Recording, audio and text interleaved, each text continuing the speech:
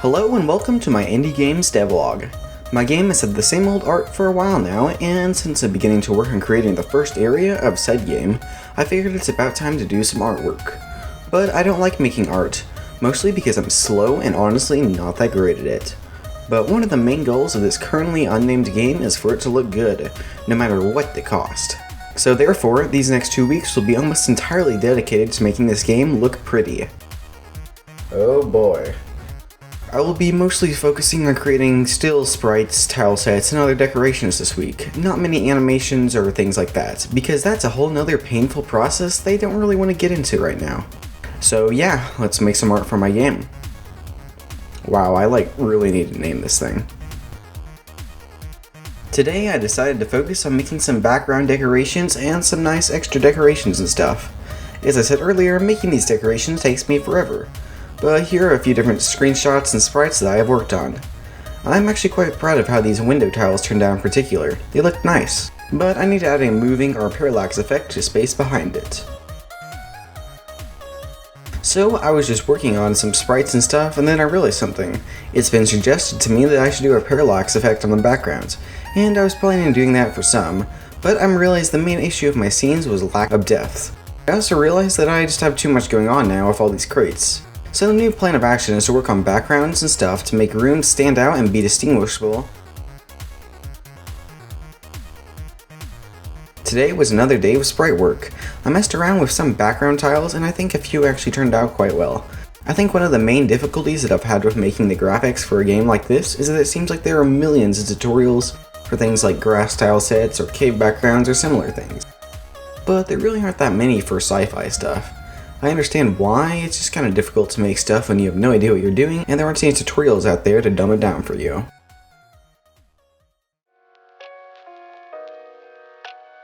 So today I have a plan. I'm going to make lighting. Well, hopefully. So I have no idea how to do this. Luckily, the Code Cafe has an excellent lighting system. Link in the description that Sean Spalding made an equally excellent tutorial on. Also link in description.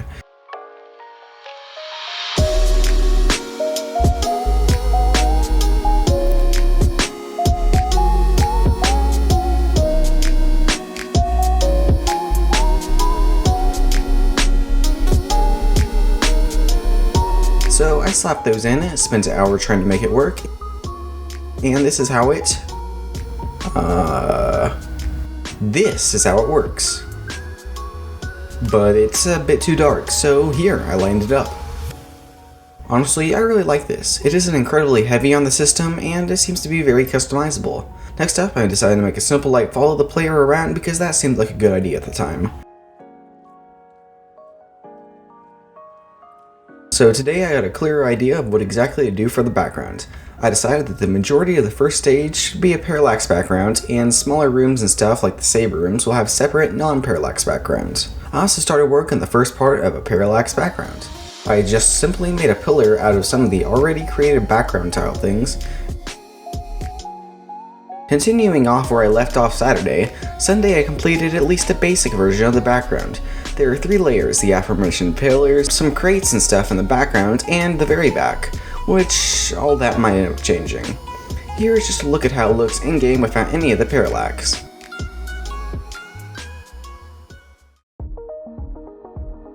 So today I've actually been working on making the actual parallax effect with the code and stuff. I made it work, spent a while trying to make it look better, and also just clamped it within its room so different rooms can have different backgrounds. I think the background so far looks okay. The parallax effects itself looks pretty good, but the actual art is quite lacking if I'm being honest. For the rest of the week, I'm just going to list all the stuff I got done and drop the day transitions. You might notice that I'm not really getting much done these 2 weeks, and that is definitely true. Well, it's not a terrible amount of progress. Really, previous weeks have been much more interesting. This is probably due to a number of things, like me not really enjoying making art in the slightest, and the fact that I've been working on this game weekly for 2 months now, so a bit of slowdown was to be expected. Anyway, next I just worked on adding a lot of different light effects, actually utilizing this brand new system in my game. Explosions, firing guns, and enemies. Well, at least in the future, all these will emit lights. Then I decided that some new particles would in fact be nice, so I added a few. A major one was bullet trails. which in my opinion makes the bullets look much nicer.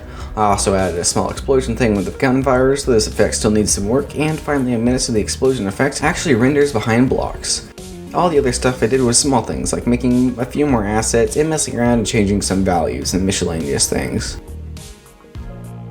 We're nearing the end of the video, but first of all I'd like to share a few future plans and also explain why this video is a few days late. First of all, this video is late because of some school stuff that made it so I couldn't edit the video until Monday. And also for future plans, this next week's devlog will actually be the last part of version 0.2.